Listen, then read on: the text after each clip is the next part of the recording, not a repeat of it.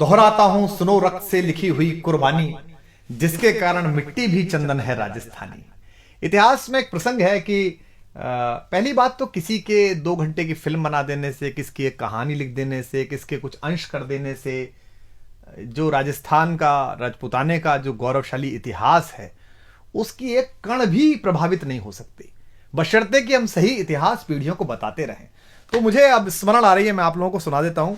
पंडित नरेंद्र मिश्र जी, जो मेवाड़ राजवंश के राज्य कवि भी हैं और हिंदी के बड़े महनीय वीररस के कवि हैं, उन्होंने एक अद्भुत प्रसंग महारानी पद्मिनी के इस सारे जौहर पर और इस सब पर लिखा है। वो सुनने लायक है और विशेष रूप से उसमें गोरा बादल जैसे 2 चरित्र जो वीरता, शूरता, स्वामी भक्ति और अपनी मिट्टी के प्रति समर्पण के अप्रतिम प्रतिमान है। अद्भुत कविता है, मुझे स्मरण है तो मैं आपको सुनाता हूं कि दोहराता हूं सुनो रक्त से लिखी हुई कुर्बानी, जिसके कारण मिट्टी भी चंदन है राजस्थानी। रावल रत्न सिंह को छल से कैद किया खिलजी ने। अब वो आए थे उनके घर पर खिलजी। एक सामान्य संस्कार होता है, एक सामान्य अतिथि देवो भव होता है, पधारो हमारे देश का एक संस्कार होता है कि योद्धा हैं, अगर आपके शत्रु हैं, लड़ाई हुई है, उसके बाद भी अगर संधि हुई है, घर तक आए हैं, तो उसी सौम्यता में महाराणा उनको छोड़ने गए बाहर तक और वहां उनको छल पूर्वक कैद कर लिया गया। चूंकि वो छली प्रजाति है, तो अब इसको महाराणा वहां कैद हैं और यहां अब ये प्रसंग है कि दोहराता हूं सुनो रक्त से लिखी हुई कुर्बानी, जिसके कारण मिट्टी भी चंदन है राजस्थानी। रावल रत्न सिंह को छल से कैद किया खिलजी ने, कालजयी मित्रों से मिलकर दगा किया खिलजी ने। खिलजी का चित्तौड़ दुर्ग में एक संदेशा आया, जिसको सुनकर शक्त शौर्य पर फिर अंधियारा छाया। 10 दिन के भीतर न पद्मिनी का डोला यदि आया, यदि न रूप की रानी को तुमने दिल्ली पहुंचाया, तो फिर राणा रत्न सिंह का शीश कटा पाओगे और शाही शर्त न मानी तो फिर पीछे पछताओगे। अब ये एक संदेश आता है चित्तौड़ के किले में, तो पूरे किले में बड़ी अफरा तफरी मच जाती है कि महाराणा पहले ही नहीं है और अब ये नया हमारे पर क्या आ गया। तो यह दारुण संवाद लहर सा तोड़ गया रण भर में, यह बिजली की तरह क्षितिज से फैल गया अंबर में। महारानी हिल गई, शक्ति का सिंहासन डोला था सतीत्व मजबूर जुल्म विजयी स्वर में बोला था। रुष्ट हुए बैठे थे सेनापति गोरा रणधीर, जिनसे रण में भय खाती थी खिलजी की शमशीर। महाराणा के एक अद्भुत सेनापति थे, अद्भुत योद्धा थे, जिनसे पूरा खिलजी वंश और सारे आतताई डरते थे। सेनापति गोरा और उनके भतीजे थे बादल, जो वीरता के अप्रतिम प्रतिमान है, जैसा मैंने कहा। तो जब ये प्रसंग तय हुआ कि महारानी पद्मिनी को शीशे में दिखा दिया जाएगा और ये सब हुआ, इतिहास में ये प्रसंग है और नरेंद्र मिश्र जी ने अपनी कविता में लिखा है, तो इस बात पर वो नाराज हो गए। उन्होंने कहा कि मैं सेनापति हूं, मेरा बोलने का अधिकार नहीं, पर यह संभव नहीं है, कोई व्यक्ति ऐसे भी क्यों देखे। तो राणा रतन सिंह ने सुनते हैं कहा है कि तुम राजनीति नहीं जानते हो, हर समय तलवार निकाल लेते हो, चलो। तो वो नाराज हो गए और वो किला छोड़कर चले गए। तो ये था कि जिससे रण में भय खाती थी खिलजी की शमशीर, रुष्ट हुए बैठे थे सेनापति गोरा रणधीर। अन्य अनेकों मेवाड़ी योद्धागढ़ छोड़ गए थे, रत्न सिंह की संधि नीति से नाता तोड़ गए थे, पर रानी ने प्रथम वीर गोरा को खोज निकाला। वन वन भटक रहा था मन में तिरस्कार की ज्वाला। यह लोक श्रुति है कि महारानी स्वयं घोड़े पर सवार होकर अपनी अंगरक्षिकाओं को लेकर, कोई विश्वस्त साथियों को लेकर जंगल जंगल गई और एक जगह पर उन्हें एक पेड़ के नीचे सेनापति गोरा तलवार लिए मिल गए। तो वहां उनसे उन्होंने बात की, पर रानी ने प्रथम वीर गोरा को खोज निकाला। वन वन भटक रहा था मन में तिरस्कार की ज्वाला, गोरा से पद्मिनी ने खिलजी का पैगाम सुनाया। गोरा को पद्मिनी ने खिलजी का पैगाम सुनाया, मगर वीरता का अपमानित ज्वार नहीं मिट पाया। बोला मैं तो बहुत तुच्छ हूं, राजनीति क्या जानूं। व्यंग में कहता है कष्ट में है, दुख में है, पूरी परंपरा, पूरा वंश उसने सेवा में लगाया है मेवाड़ राजवंश के, और वहां से अपमानित होकर लौटा है तो कष्ट में है। तो सेनापति कहता है कि बोला मैं तो बहुत तुच्छ हूं, राजनीति क्या जानूं, निर्वासित हूं, राज मुकुट की हट कैसे पहचानूं। बोली पद्मिनी समय नहीं है वीर क्रोध करने का, अगर धरा की आन मिट गई घाव नहीं भरने का। दिल्ली गई पद्मिनी तो फिर पीछे पछताओगे, जीते जी रजपूती कुल को दाग लगा जाओगे। राणा ने जो किया कहा वह माफ करो सेनानी, यह कह गोरा के चरणों पर झुकी पद्मिनी रानी। अब पद्मिनी, महारानी पद्मिनी, मेवाड़ राजवंश की आभा, मेवाड़ राजवंश की ज्योति, वो सेनापति को प्रणाम कर रही है चरणों में झुक के। ये क्या दृश्य है ये क्या करती हो गोरा, पीछे हट बोला। और रजपूती गरिमा का फिर धधक उठा था शोला। महारानी हो तुम सिसोदिया कुल की जगदम्बा हो, प्राण प्रतिष्ठा एक लिंग की ज्योति अग्निगंधा हो। किन शब्दों से सम्मानित कर रहा है महारानी को। वो उस समय कैसी स्थिति रही होगी महारानी की कि पति कैद में है, जहां जंगल में हूं, लेकिन वो उनको बता रहा है कि आप कौन हो। महारानी हो तुम सिसोदिया कुल की जगदम्बा हो, प्राण प्रतिष्ठा एक लिंग की ज्योति अग्निगंधा हो, जब तक गोरा के कंधे पर दुर्जय शीश रहेगा। और यह प्रतिज्ञा भारतीय इतिहास में देखिए तो पितामह भीष्म ने जो कहा था कि आयु ही मृत्यु से कहा अजेय भीष्म ने, योग नहीं जाने का अभी ऐसे जानकर, और जो मृत्यु है वो कोने में हाथ जोड़कर खड़ी रही कि अभी भीष्म नहीं जाएंगे, जब सूर्य दूसरी दिशा में चले जाएंगे तब जाएंगे। लेकिन यह दूसरी बार हो रहा है कि मृत्यु से वो कह रहे, कहते हैं कि जब तक गोरा के कंधे पर दुर्जय शीश रहेगा, महाकाल से भी राणा का मस्तक नहीं कटेगा। तुम निश्चिंत रहो महलों में देखो समर भवानी, और खिलजी देखेगा केसरिया तलवारों का पानी। खिलजी देखेगा केसरिया तलवारों का पानी। राणा के सकुशल आने तक गोरा नहीं मरेगा, एक पहर तक सिर कटने पर भी धड़ युद्ध करेगा। एक लिंग की शपथ, महाराणा वापस आएंगे, महाप्रलय के घोर प्रबंजन भी न रोक पाएंगे। शब्द शब्द मेवाड़ी सेनापति का था तूफानी, और शंकर के डमरू में जैसे जागी वीर भवानी, जिसके कारण मिट्टी भी चंदन है राजस्थानी, दोहराता हूं सुनो रक्त से लिखी हुई कुर्बानी। अब ये शक्ति, शौर्य और कूटनीति और सजगता का एक अद्भुत तालमेल है और ऐतिहासिक प्रसंग है कि किस तरीके से बुद्धि का प्रयोग किया है, शक्ति का प्रयोग किया है, शालीनता का प्रयोग किया है, अपनी स्वामी भक्ति का प्रयोग किया है, अपनी मनुष्यता का प्रयोग किया है, और इन सबको मिलाकर इतिहास का एक ऐसा गुलदस्ता बना दिया है जो शायद विश्व के इतिहास में कहीं नहीं मिलता। तो जिसके कारण मिट्टी भी चंदन है राजस्थानी। तो लिखते हैं नरेंद्र मिश्र जी के, खिलजी मचला था पानी में आग लगा देने को, पर पानी प्यासा बैठा था ज्वाला पी लेने को। गोरा का आदेश हुआ सज गए 700 डोले, योजना बनी कि भाई आएंगे पद्मिनी, चलो ठीक है। अब कैसे आएंगी? तो 700 डोले सजाए गए, हर डोले में एक मेवाड़ी वीर बैठा, 4 कहार, 5 लोगों की एक पालकी, और अपने 700 सहेलियों के साथ आएंगी। तुरंत तैयार हो गया खिलजी के, ये तो बहुत अच्छा है, ऐसा इतिहास में है और वो भी लिखते हैं। तो अब किस तरीके से इसको किया है, इस पूरे प्रसंग को देखिए कि गोरा का आदेश हुआ सज गए 700 डोले, और बांकुरे बादल से गोरा सेनापति बोले खबर भेज दो, खिलजी पर पद्मिनी स्वयं आती है, अन्य 700 सखियां भी वो संग लिए आती है। स्वयं पद्मिनी ने बादल का कुमकुम तिलक किया था, दिल पर पत्थर रखकर भीगी आंखों से विदा किया था।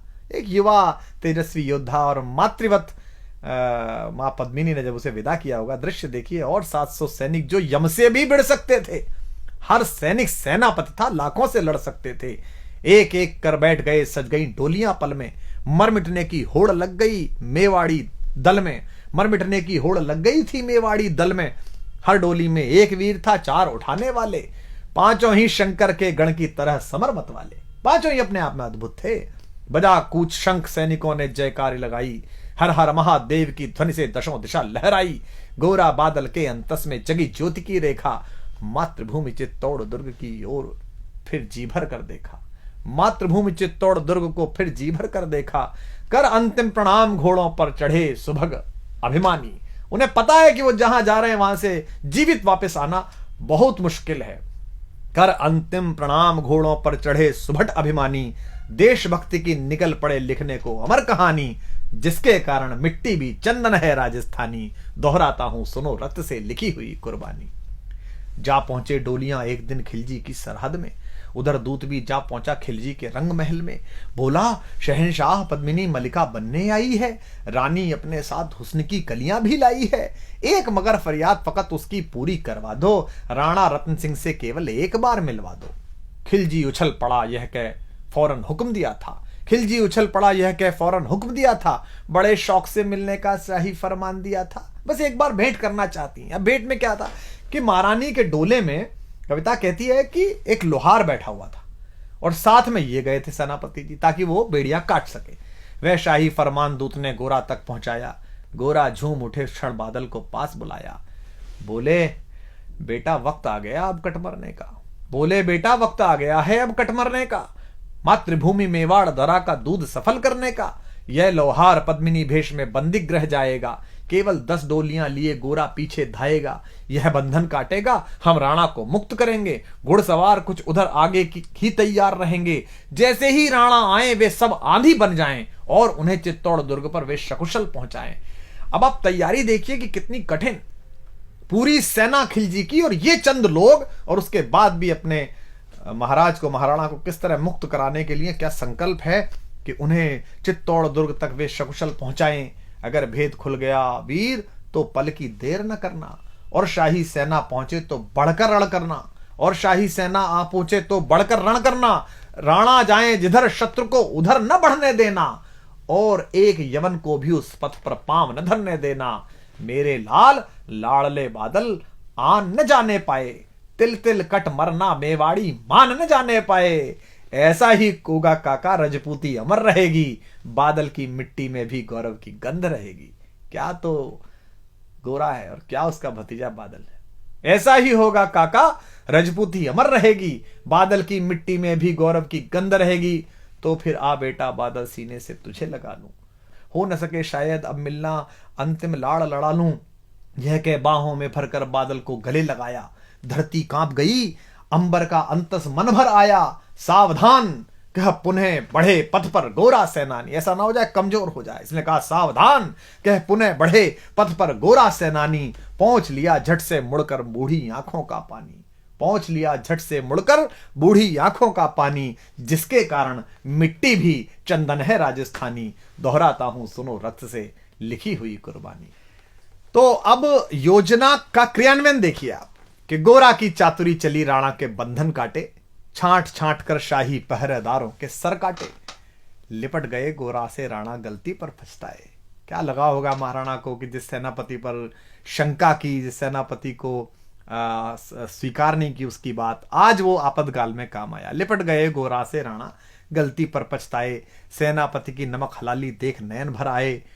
पर खिलजी का सेनापति पहले से ही शंकित था, उसे अंदाजा था कि कुछ गड़बड़ है। ऐसे लोग नहीं है जो इतने आराम से मान जाएंगे ये कि रानी आ रही है और उसकी सखियां आ रही हैं, उसको संकट था। पर खिलजी का सेनापति पहले से ही शंकित था, वह मेवाड़ी चट्टानी वीरों से आतंकित था। जब यह मिलन लखा समझ पद्मिनी नहीं आई है, मेवाड़ी सेना खिलजी की मौत साथ लाई है। पहले से तैयार सैन्य दल को उसने ललकारा, निकल पड़ा टिड्डी दल रण का, बजने लगा नगाड़ा। दृष्टि फिरी गोरा की मानी, राणा को समझाया, रण मतवाले को रोका, जबरन चित्तौड़ पठाया कि आप तो जाई। राणा चले तभी शाही सेना लहरा कर आई। राणा इधर चले, उधर से शाही सेना को संकेत हुआ, कह रहे तो राणा को इन्होंने मुक्त करा लिया। राणा चले तभी शाही सेना लहरा कर आई। खिलजी की लाखों नंगी तलवारें पड़ी दिखाई। खिलजी ललकारा, दुश्मन को भाग न जाने देना, रत्न सिंह का शीश काटकर ही वीरो दम लेना। टूट पड़ो मेवाड़ी शेरों, बादल सिंह ललकारा, हर हर महादेव का गर्जा नभवेदी जयकारा। निकल डोलियों से मेवाड़ी बिजली लगी चमकने, काली का खप्पर भरने तलवारें लगी खटकने। वही जो सब बैठ के आई थी सखियों के वेश में, जो सुबह सेनापति आए थे, जो सेना नायक आए थे, वो लड़ मरे। राणा के पथ पर शाही सेनापति तनिक बढ़ा था, पर उस पर तो गोरा हिमगिरी सा अड़ा खड़ा था। कहा जफर से, एक कदम भी आगे बढ़ न सकोगे, यदि आदेश न माना तो कुत्ते की मौत मरोगे। रत्न सिंह तो दूर, न उनकी छाया तुम्हें मिलेगी, दिल्ली की भीषण सेना की होली अभी जलेगी। यह कह महाकाल बनकर गोरा रण में हुंकारा, लगा काटने शीश समर में बही रक्त की धारा।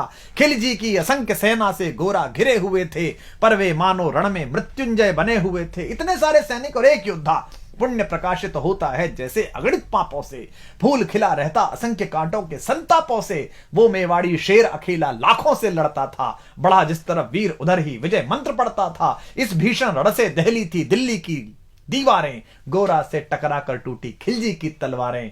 मगर कयामत देख अंत में छल से काम लिया था, गोरा की जंघा पर अरि ने छिपकर वार किया था, पैर पर तलवार मार दी। जो ही गिरे वीरवर गोरा जफर सामने आया, शीश उतार दिया धोखा देकर मन में हर्ष आया। मगर वाहरे मेवाड़ी गोरा का धड़ भी दौड़ा, किया जफर पर वार की जैसे सिर पर गिरा हथौड़ा। एक बार में ही शाही सेनापति चीर दिया था, जफर मोहम्मद को केवल धड़ ने निर्जीव किया था। शीश कट गया, उसके बाद भी सेनापति गोरा लड़ रहे हैं, उनका धड़ लड़ रहा है। हमारे बहुत बड़े कवि हैं कुमार शिव, राजस्थान में जज भी रहे। उनकी बहुत प्रसिद्ध गजल की पंक्ति है कि जब उनके शीश समरभूमि में उतरते थे, जब उनके शीश समरभूमि में उतरते थे, वे ऐसे लोग थे जिनके कबंध लड़ते थे। तो उनका कबंध, उनका धड़ लड़ रहा है। जफर मोहम्मद, ज्यों ही जफर कटा शाही सेना का साहस लर्जा, काका का धड़ लख बादल सिंह महारुद्र सा गरजा। अरे कायरो नीच बांगड़ो छल में रण करते हो, किस बूते पर जवा मर्द बनने का दम भरते हो। यह कहकर बादल उस क्षण बिजली बनकर टूटा था, मानो अंबर से धरती पर अग्निशिरा छूटा था। ज्वालामुखी फटा हो जैसे दरिया हो तूफानी, सदियों दोहराएंगी बादल की रणरंग कहानी। क्या पंडित जी ने क्या उत्तम शब्द इस्तेमाल किया है, सदियों दोहराएंगी बादल की रणरंग कहानी। अरिका भाला लगा पेट में आंतें निकल पड़ी थीं, जख्मी बादल पर लाखों तलवारें खिंची खड़ी थीं। कसकर बांध लिया आंतों को केसरिया पगड़ी से, पेट फट गया और पगड़ी उतारी और इस पर बांध ली। रंचक डिगा न वह प्रलयंकर, सम्मुख मृत्यु खड़ी से। अब बादल तूफान बन गया, शक्ति बनी फौलादी, मानो खप्पर लेकर मैं रण में लड़ती हो आजादी। उधर वीरवर गोरा का धड़ अरिदल काट रहा था, उधर वीरवर गोरा का धड़ अरिदल काट रहा था, और इधर बादल लाशों से भूतल पाट रहा था। आगे पीछे दाएं बाएं जमकर लड़ी लड़ाई, उस क्षण समर भूमि में लाखों बादल पड़े दिखाई। मगर हुआ परिणाम अंत में वही कि जो होना था, उनको तो कण कण अरियों के शोणित में धोना था। मेवाड़ी सीमा में राणा सकुशल पहुंच गए थे, गोरा बादल तिल तिल कटकर रण में खेत रहे थे। एक एक कर मिटे सभी मेवाड़ी वीर सिपाही, रत्न सिंह पर लेकिन रंचक आंच न आने पाई। गोरा बादल के शव पर भारत माता रोई थी। क्या क्या युद्ध है, क्या युद्ध है। गोरा बादल के शव पर भारत माता रोई थी, उसने अपनी दो ज्वलंत प्यारी मणियां खोई थीं।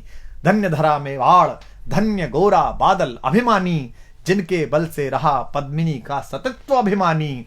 धन्य धरा मेवाड़, धन्य गोरा बादल बलिदानी, जिनके बल से रहा पद्मिनी का सतत्व अभिमानी। जिनके कारण मिट्टी भी है चंदन राजस्थानी, दोहराता हूं सुनो रक्त से लिखी हुई कुर्बानी। दोहराता हूं सुनो रक्त से लिखी हुई कुर्बानी।